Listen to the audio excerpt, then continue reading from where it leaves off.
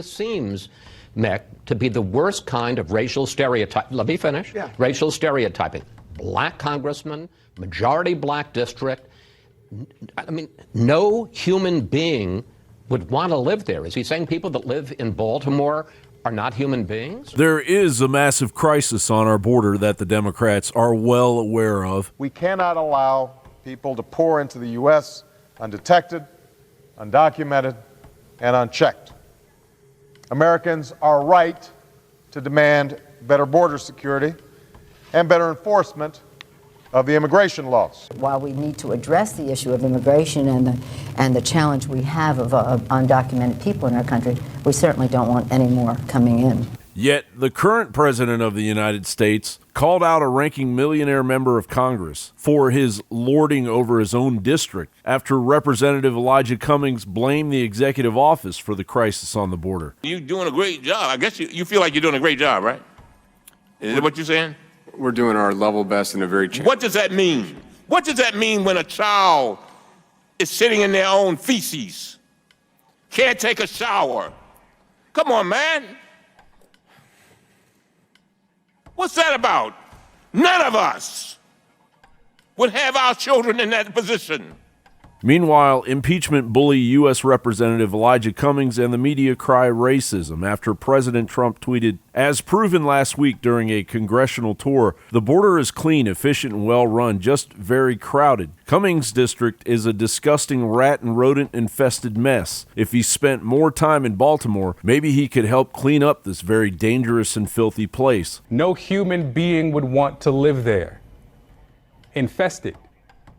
That's usually reserved for references to rodents and insects, but we've seen the president invoke infestation to criticize lawmakers before. You see a pattern here? He's insulted thousands of people, many different types of people. But when he tweets about infestation, it's about black and brown people. The president says about Congressman Cummings' district that no human would want to live there. You know who did, Mr. President? I did. From the day I was brought home from the hospital to the day I left for college. And a lot of people I care about still do. There are challenges, no doubt. But people are proud of their community. I don't want to sound self-righteous. The president actually responded to Elijah Cummings. And what he said was definitely true. The house, as far as the house and everything, like I said, he has never done anything for not even one person that I know of. I never heard anybody say anything about him. And people want to talk about Donald Trump this, Donald Trump that. Why is this man over there taking care of people at the border? We hungry. We need a place to stay.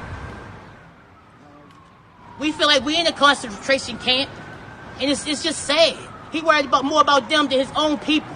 Cummings responded with, "Mr. President, I go home to my district daily, each morning. I wake up and I go and fight for my neighbors." But does he? There is no question that the area of Baltimore President Trump is referencing is rat infested. In fact, it's so bad that Animal Planet ranked Baltimore as one of the worst rat-infested cities in the world, reporting Baltimore's rat problem is bad enough that at one point, rats tunneled so intensely beneath a particular area of pavement that when garbage collectors drove over it, their truck sunk up to its axles. Rats in the vicinity took full advantage of the mishap and swarmed the truck, gorging on the garbage inside. Bernie Sanders, flanked by Baltimore city leaders, wasn't called a racist when he likened Baltimore to a third world country. The fact of the matter is that America is the wealthiest country in the history of the world. But anyone who took the walk that we took around this neighborhood would not think you're in a wealthy nation. You would think that you were in a third world country. Look at West Baltimore. This is Cummings District. Look at the row houses. Look at the dilapidated building. Look at the rats. Now, that's true in those neighborhoods, in those parts of West Baltimore. Racism doesn't trump the truth. And when a crooked politician's plastic reputation supersedes the lives of 22.4% of its constituents that live in poverty, supersedes the highest homicide rate of U.S. big cities, and supersedes a rat problem of global proportions, we are no longer facing the truth. John Bowne reporting.